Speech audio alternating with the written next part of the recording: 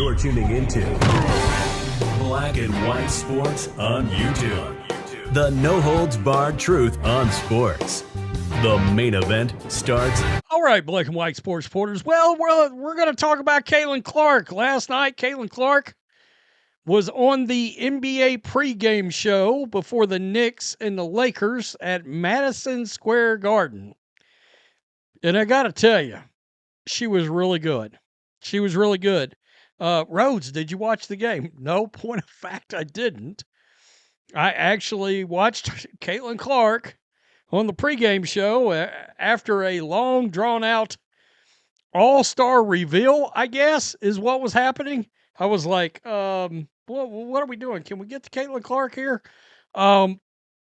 She was great. She was fantastic. Somebody give her a step stool or something. I mean, wow. It was pretty visually jarring seeing the height difference between her and Reggie Miller and Carmelo Anthony, but it didn't matter. It didn't matter. It was really good. She did a very good job. But she made some comments about the CBA because, well, I mean, I give credit to NBC for asking about it, and it's pretty jarring. Again, remember when the players voted for the ability to go on strike? This was what, a month ago maybe? They all met and they all had a vote, and there were 3 players. I think we figured out there was 3 players that did not vote yes for a potential strike. I would love to know if she's one of them, okay? Now, today is the big meeting. I'm sure I will have some news about that potentially later in the day. Big meeting between the WNBA/NBA owners and the Players Union. Kelsey Plum. Oh, wait a minute. They're going after the Unrivaled game, I think. So anyway, Kelsey Plum, Nafisia Collier, Nike Agumake going to meet with the NBA/WNBA. I would love to know if Adam Silver's going to be there. But it's pretty clear, and I've talked about this.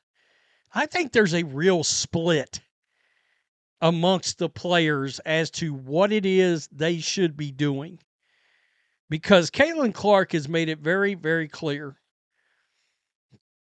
They've got to have a resolution. They need to get a resolution, and they need to get on the court and play ball. And you can tell it is a priority for her that they have a WNBA season and that they play basketball. Now, before we get to her comments, this was just like 3 days ago. Natasha Cloud. Honestly, I'm just kind of like upset, frustrated, all of us, and in a lot of ways just like disgusted with the W and how they're handling this and their lack of value, their lack of worth for us, their lack of even trying to attempt to move the needle with us. Like, we know what is on the horizon.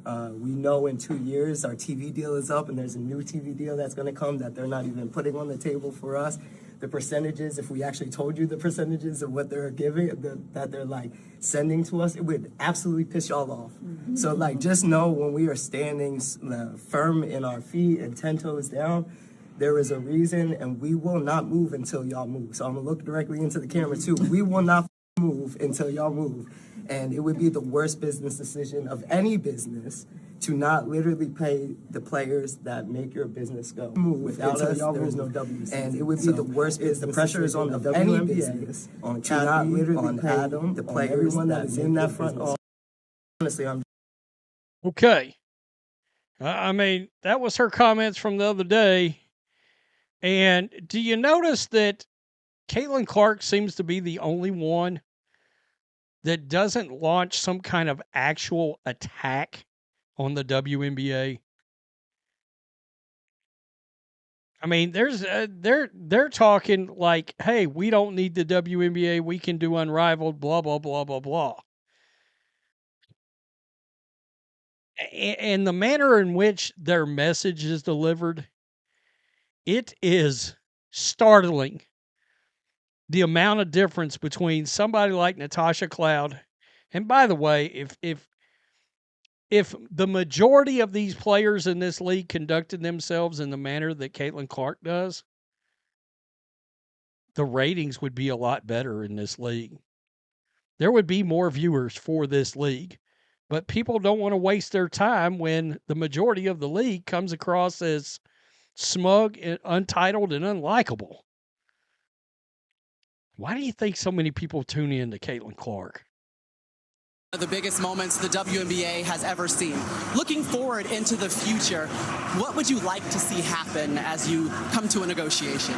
Well, honestly, I don't think it's just a big moment for the WNBA. I think all of women's sports, I think this is one of the biggest moments we've ever had. So, I feel very confident that we're going to get something done, and that's because we're in this moment because of the product we put on the floor. So we need to be able to continue to do that, and I know everybody's working really hard. There's a meeting tomorrow that's super important, and I truly do believe we're going to get something done here in the next couple of weeks. But like you said, I mean, there's a lot of boxes that we still need to check. We've added two new teams. I mean, there's going to be more players than ever, and then we have to get into free agency, then have a normal draft as well. So there's a lot of things left to do, but I really do feel confident that both sides are going to reach a deal here soon. Yeah, draft slated for April 13th, but the growth of the league has been so much. I mean, can you just help us to understand the transition this league is going on right now? I mean, it's incredible, and I remember my first WNBA game when I was a young girl. I went to the Minnesota Lynx when they had their dynasty with Maya Moore, and they were playing the Seattle Storm, and now basically any arena you go to, it's sold out. We're adding 2 teams. We're up to 14 now, and then hopefully getting to 18 in the next couple of years. So, business is booming, and that's a really good thing, and we kind of just got to keep meeting the moment. The talent's getting better and better. You see it at the college level coming into the professional game, too. So I feel very fortunate, and hopefully I have a long career ahead of me as well. So her discussion is largely about, hey, we got expansion teams. We need to get out there and play ball, yada, yada, yada. It's very centered towards, at the end of the day, we need to be on the court playing basketball. Yeah, we've got boxes to check, blah, blah, blah, but the delivery of the message is so different that, I mean, let me just come out and say it. How is Caitlin Clark not the Players Union president? How is that even possible? You listen to her talk and her ability to convey a message, but the problem is there's so many players in this league that don't have respect for the delivery of the message being done in this way. All these other players, they make this, you can tell they've made it personal. And they've made it some kind of cause that, is it really about getting paid more money, or is it about looking good to the masses, or thinking, hey, look at us, look what we did? Well, they've already offered you a massive pay increase.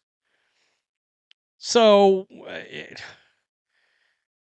the delivery, look, it's kind of like politics.